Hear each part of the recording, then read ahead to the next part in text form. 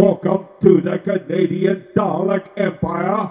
I am Mark Townsend, and this is Cure from the Dalek. A Dalek was created in keep in mind, this is from a TV show which was created in 1963. And the creator of it had just come from World War II. So we're still into a Cold War period, and there was a lot of feeling from the World War II. So the Dalek, what had happened is they needed an antagonist for the series. So they tried to create the most evil looking and evil creature they could. They took the template from the German SS officers, and they created a one-eyed monster, which is robotic. It's a cybernetic organism within the travel machine, and they created it in such a way that it was pure evil. Every year with my children, both my children, what we did is, in January, they got to decide what their father-son, father-daughter project was throughout the year. So usually it had to be a fairly time-consuming project that the father got to work with the children. So both my children sat down and watched Doctor Who with me ever since the series came back on the air in 2005. And I asked my son about 6 years ago, I said, "What are we doing this year?" He says, "Dad, I want to build a Dalek." I looked at him, I go, okay. I had a 1966 Triumph Spitfire sitting in the garage. I thought that's what we were doing this year, but no, we're building a Dalek. So it was completely out of the blue. It was never my intent to start building these, but soon became a passion. I am an electronics engineer, so designing circuit boards for the voice mod and helping with doing that with a bunch of other people has been a learning experience. Working with fiberglass, once again, I was always weak in that, so another learning experience that's kept me going. When I started building it, didn't know what to do with it. I thought this was going to be a Halloween costume or just sit in my aircraft hangar and, you know, my son, when he comes over and gets bored, he could hop into it and go for a ride. We had no idea how much further it was going to go.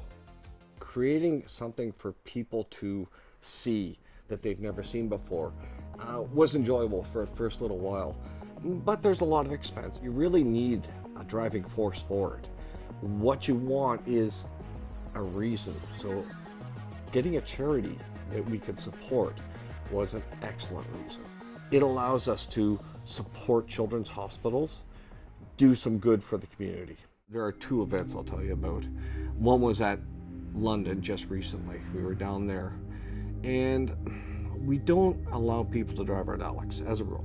You know, it really is, they're not all that tank-like. They are rather fragile. I mean, the ornament itself, that's a Christmas ornament.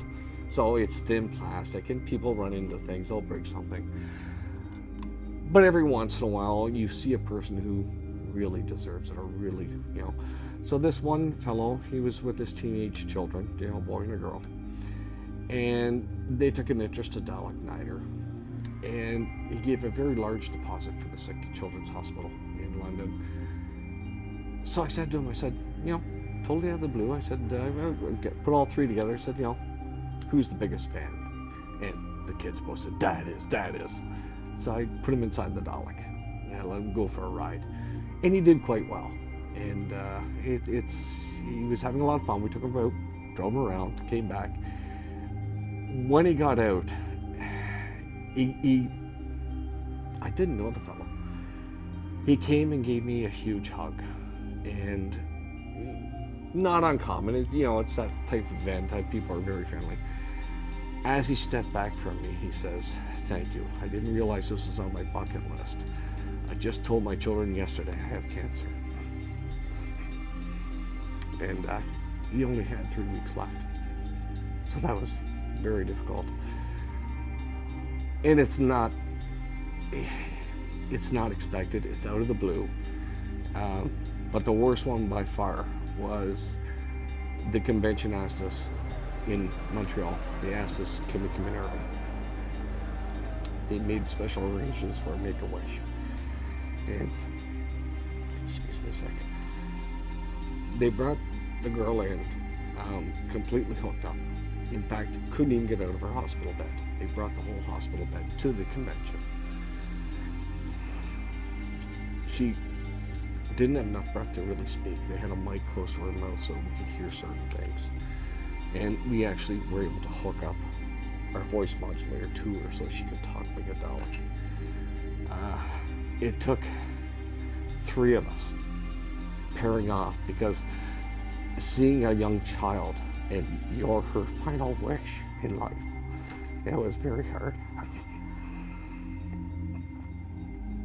I still have a hard time talking about it. We found out, and we spent an hour with her before the show. They had to take her out before the show actually opened.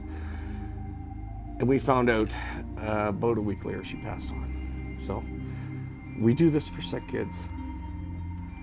If we can make their life, make their dream come true, then we'll do everything we can. It's that simple.